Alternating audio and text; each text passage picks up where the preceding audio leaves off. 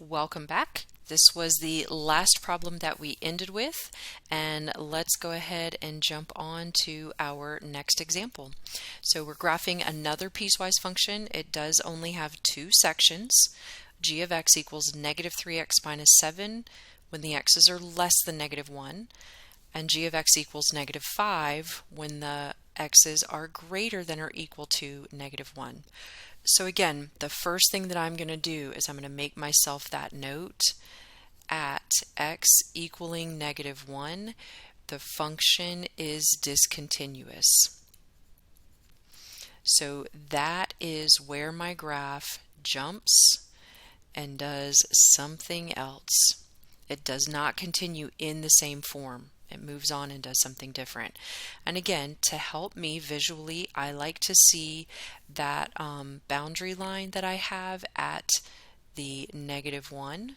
So for x equaling negative 1, I'm just going to draw myself really lightly that boundary line so I know one function gets drawn to the right, and that function will be the negative 5 is drawn to the right because that's where it's greater than or equal to negative 1. Oh, and that's equal to, so that is going to be a closed circle when I look at that table. Make myself that note. It only equals negative 5. We'll talk about that in a second. And the other side of the function is less than negative 1, and that will be negative 3x minus 7. And again, that's just the less than symbol, so that is an open circle. So that very first point that I graph when I'm on that line, x equaling negative 3, has to be open circle. Okay, so let's look at the table for negative 3x minus 7. And again, we are looking at values less than negative 1, but I need to include the negative 1. So I'm going to do negative 1, negative 2, negative 3, and maybe even negative 4. Look in your table, type those in, see what values you get. When your x equals negative 1, your y should equal negative 4. Again, that's my open circle. Negative 1, and then my y value is negative 4. There's my big open circle. Be obnoxious about it. Make sure you can see it. When x is negative 2, my y value should be negative 1. When x is negative 3, my y value should be 2. And when x is negative 4, my y value should be 5. So I'm going to graph the point negative 2, negative 1, negative 3, positive 2, and then negative 4, positive 5. So we do have this line, pretty steep line, got a slope of negative 3, and that continues on and on and on forever in that direction. Okay, our next function that we want to graph is y equals negative 5. All right, guys. I hope you remember this. If you just have y equals any number in the entire world, that is a horizontal line. It's going to do the same thing every single time. No matter what value you choose for x, whether it's negative 1 or 1 or 3, the y value is always going to be negative 5 every single time. But we do have to remember that very first point that lands on my little imaginary boundary line at negative 1, negative 5 has to be a closed circle. So negative 1, negative 5 is a closed circle. 0, negative 5, 1, negative 5, 2, 3, negative 5. Each of them land on that horizontal line. Okay, so now we can check out our domain. So as I travel from left to right, so start with the green, moving from left to right, it does point forever and ever to the left. Okay, so we are starting at negative infinity. It does break at negative 1 for my green function with the parentheses, union, and then I pick up again at negative 1 with a bracket because that had the equal to bar in the closed circle, and I travel to positive infinity. So that means the entire domain is negative infinity to positive infinity, even though the function's discontinuous. Remember, just jumping over a puddle or something, okay? All right, let's look at our range. So these are the y values, and we always start with the bottom or the lowest, and we go to the highest or the top. The lowest y value that we have is negative 5, but I'm only including this horizontal line at negative 5. Therefore, I can only use it because then I do take a break, I take a jump over, and I pick up when my y values are -4 with the green function, and that travels upwards to positive infinity. So this range is a little different than any we've ever seen before. We have y equaling only -5, union -4 to positive infinity, and that -4 has a parentheses because it's actually not included in the function. Okay, let's try another one. That one's kind of similar to what we did. I do have all the answers for all of these online, so you can pick a few to try on your own. Try number 5, it's not a bad one. I do want to move to number 6 because that one has 3 different pieces for the function. And then we'll pick another one after this, and then that'll give you a few to try on your own. Okay, in example 6, g of x equals -1 if x is less than or equal to -5. Okay, and then we also have g of x equaling -x minus 3 when -5 is less than x, which is less than 1. That's a very specific domain for that portion. And then g of x equals 6 when the x's are greater than or equal to 1. So I have 1, 2, 3 sections that I need to look at, which means when I go to x equaling -5, I'm going to put that little boundary line there, and the function that's going to be drawn to its left is going to be, oops, let me get out of the highlighter, excuse me, is going to be y equaling -1. We just practiced a problem like that. All right, the next thing that's going to be drawn is I need another boundary line at x equaling +1 because that second portion of my function in the middle is only drawn between -5 and +1. It's, again, very, very specific domain. And that portion of the function is going to be -x minus 3. Again, this is just kind of a little bit of work to help me make sure I keep things straight. And then to the right of +1, I'm going to graph the function y equals 6. And we practiced one like that a while ago as well. Excuse my dog barking. Yippity yappity. I don't know if you heard that. Okay, so in our first function, y equals -1, remember guys, that's another horizontal line. No matter what happens, whatever the x is, -5, -6, -7, the y value is always -1, -1, -1. The first point, it does have the equal to bar, so it is a closed point at -5, -1, at -6, -1, and -7, and that line is drawn to the left. Okay. Our next function is -x minus 3. So let's look at its table.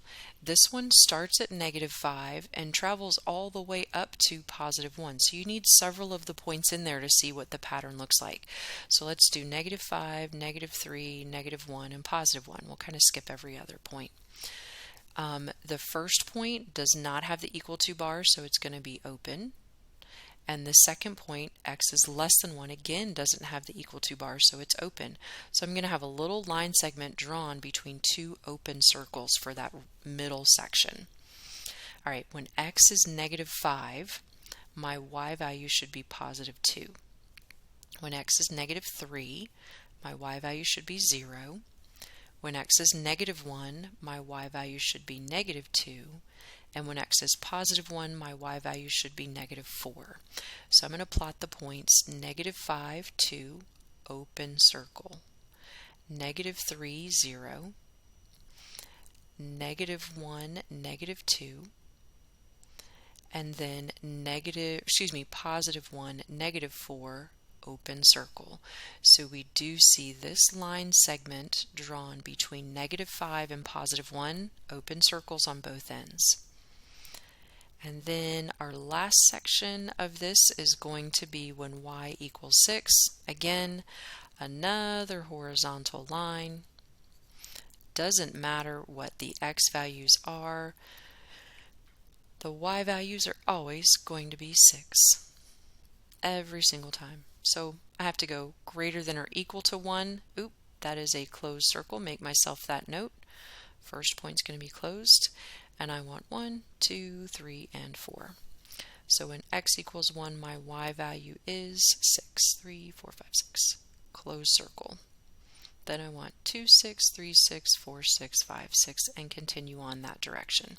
Horizontal line going to the right, way up tippity top. All right, let's check out domain and range for this function. Domain, as I travel from left to right, negative infinity to negative 1, there is a break, but I have an open and a closed. From negative 1 to, negative 1 to negative infinity to negative 5. Goodness, negative infinity to negative 5. But there's a break, and there is an overlap of a closed and an open, so it's included. Then I have from negative 5 to positive 1, there's another break, another point of discontinuity. One is open, one is closed, so it's included. And then from 1 to positive infinity. The overall domain is negative infinity to positive infinity. That's your answer. If you want to see it broken up, negative infinity to negative 5 with a bracket, union. Oops, negative 5, let me erase that so I make that correct. The next set has those open circles, so you'll have parentheses, negative 5 to 1, union, and the last one, the 1 is included out to positive infinity, which does give us that full domain. Okay, our range, absolute lowest y value is over here with the red function, and that occurred at negative 4. So we're going to start at negative 4, open circle. It travels up to and includes the negative 1 for the black function, and still goes up to positive 2. Again, another open circle, so that's a parentheses. So the red portion of the graph gives us that first chunk of the range, negative 4 to 2. Then we have a big, huge jump, and then I skip all the way up to y equaling 6, and it only stays at that value. So then we have that weird one number in its own little bracket. So our range is negative 4 to 2, union, bracket, 6. And that's it. Okay, let's look at 7. That's a good one. 8, and that was it. Real quick, number 6, I just totally forgot. My goodness, I can't believe I forgot this. Number 6 has 2 points of discontinuity.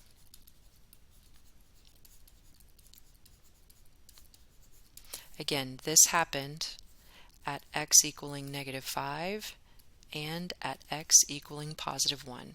And you could write the two ordered pairs that are represented there if you'd like, but you don't have to. I do want to show you a function where there is a point that is undefined, and I think that might have happened. It does happen in number 5, and I skipped it.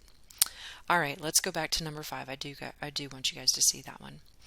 Okay, so in number 5, again, we're just back to 2 pieces.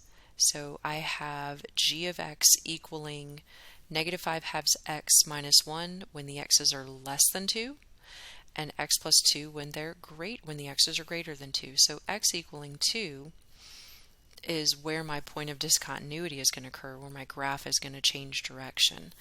I'm going to graph the negative 5 halves x minus 1 to the left, and then I'm going to graph the x plus 2 function to the right of that boundary line when x equals 2. Okay, so we are going to look at our table, and for y equaling negative 5 halves x minus 1, because you have a fraction, kind of a shortcut way to not have to worry about decimals and stuff, not that they're hard, but just to make life a little easier, go by even numbers because the denominator's 2. So when I substitute an even number in for the x, it's always going to give me an integer. So I don't have to worry about the decimals. So I'm going to start at 2 because that's what it says to do. And it's going to be an open circle because it doesn't have the equal to bar. And then I need to go smaller. So then I'll go to 0, I'll go to negative 2, and negative 4. Now again, you can use the numbers in between. I'm just trying to keep things a little easier for us. Substitute in a positive 2. For the x, so negative 5 halves multiplied by 2 would give me negative 5 minus 1 is negative 6. Substitute a 0, that would just make it 0 minus 1, which is negative 1. Substitute a negative 2, that would be 10 divided by 2, which is 5, minus 1, which is 4. And then the last one, substitute in a negative 4, that would be 20 over 2, which is 10, and subtract 1 gives me 9. And again, at the point 2, negative 6, that first point is open. So 2, negative 6, 2, 3, 4, 5, 6, open circle. And you'll notice I always make them really obnoxious and open. 0, negative 1 is a perfect point. Negative 2, 4 is another great point, and negative 4, 9 is actually off the chart. So we're going to see this guy is really, really, really steep. And again, that slope, it's going down 5 over 2, down 5 over 2. So if you look, I drop down 5 to the right 2, down 5 to the right 2. Good deal. We've got that down pat. All right, our next piece is going to be x plus 2. Again, this is greater than 2. It doesn't have the equal to bar, so it is another open circle. And I'm going to use any numbers from 2 and up. So 2, 3, 4, and 5. 2 plus 2 is 4, open circle. 3 plus 2 is 5, 4 and 2 is 6, and 5 and 2 is 7. So my first point, 2, 4, will be an open circle. Then I have 3, 5, 4, 6, 5, 7. And there's that portion of the function. Okay, so the biggest difference between this function and other ones that we've done is we do have, our function is discontinuous at x equaling 2, but even more importantly, this is x equaling 2 is undefined.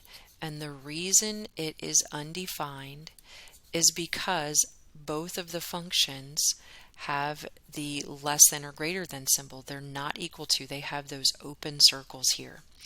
So in our domain, 2 cannot be included. This one is going to have a true domain that we're used to seeing where something's not included and we have to jump over it. So it does go forever and ever to the left. And then as it reads from left to right, it approaches 2. Parentheses, because that value is not included. Union, it picks up again at 2. Parentheses, because it's not included for the blue function either, travels to the right to positive infinity. So our domain, negative infinity to 2, parentheses, union 2 to infinity, parentheses, for both of those. Our range is going to go from bottom to top, the lowest y value. This guy right here is the lowest y value. So our range is going to start at negative 6. It is a parentheses because it is not equal to, and it has an open circle.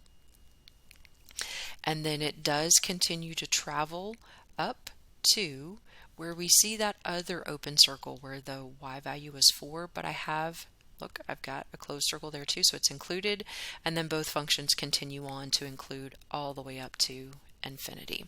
So our range is negative 6 to infinity. And again, biggest difference, x equaling 2 is undefined. It does not work because you have an open circle for both portions. All right, now we're going to call it on this one. We've been working on this for a little while. We did several examples. 7 and 8 are two of them that you could try on your own. They are all linear functions. And then you guys can check how you've done with those notes, and you can also practice worksheet D, numbers 1 through 11. You will also have 3 online assignments to do this week, and they will be a mixture of assignments in Delta Math and or in Desmos, and I'll have a code for you for the activities that we have in Desmos. And then all 3 of those assignments are going to equal 1 graded assignment, so they're basically like 1 quiz. So I'll find the average of all three of those. You have all week to work on them. That way I know you've practiced and done your part for this. So when we get back, we can really just kind of focus on review for this last test. Great job, guys, and I will see you later.